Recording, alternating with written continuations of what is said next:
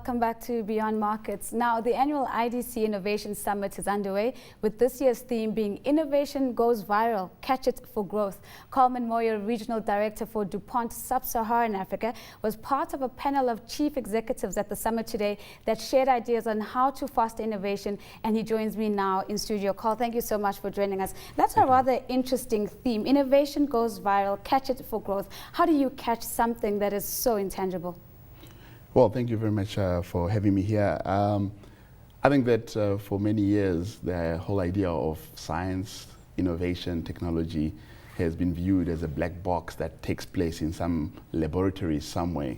And I think summits such as today's will go a long way in demystifying that kind of thought.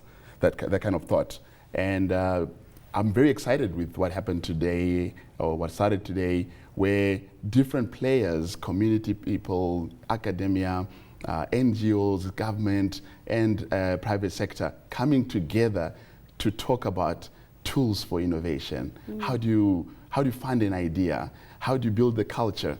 So I think that we need to demystify this whole theory and make it real for people on the ground. One of your stakeholders who's obviously shown commitment to this idea of innovation is the government. We've seen the spending on research and development up to 1% of total GDP. But is this enough? Is this the key or most important factor when it comes to unleashing innovation to solve a country's developmental problems? Absolutely, it is contributory. I think it's important for government to be seen to be placing value on research and development, and only placing value, but actually putting that research dollar into that space. But at DuPont, we believe that no one entity can take the responsibility for solving the huge problems, huge challenges that South Africa faces, and indeed that the continent faces. These challenges that are brought about by population growth, population that is going up in terms of the middle class, rural-urban migration. The challenges that all of these changes, these trends bring about can only be solved by government, private sector, NGOs and academia coming together and each contributing to innovation that is aimed at solving those challenges. Let's bring the conversation down to a practical level. Now, we talk about the big challenges that the country faces, and many of which you've listed. But what can innovation do for Africa in terms of moving forward some of the developmental agendas? And more specifically, what does this mean for the ordinary person? How does one begin to see innovation at play in their lives? Well, I think innovation is very, very important for Africa. Africa right now stands on the threshold of economic transformation, and some bold decisions need to be made. Part of those bold decisions is investment in R&D. And to solve, what are the challenges that need to be solved?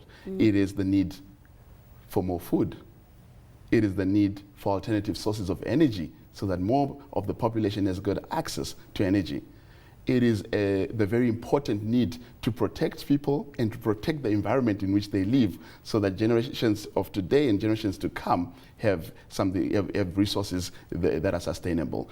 And in order to overcome those challenges, R&D, innovation, that culture needs to come to bear to resolve some of those problems. So what we were discussing today is how do we take this global science and make it relevant, make it local wisdom. So how do you harness a global science for a local solution? Absolutely. And what was so interesting today is a lot of people were giving examples of how they are harnessing global science to solve local challenges. Example would be a farmer in the rural area. The average farmer in the rural area, when he plants his crop of maize on his 1 hectare of land, his yield is half a ton per hectare.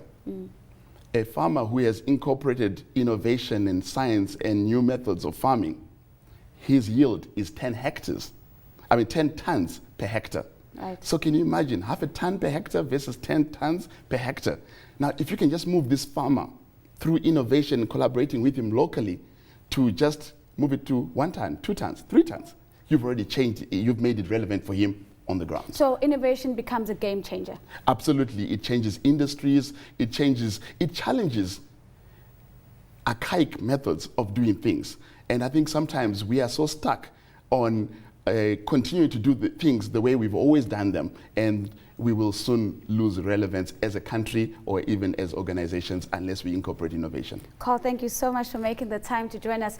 That was Carl Moyo joining us right after the summit that he has been participating in at the IDC, looking at how innovation can help South Africa leapfrog forward.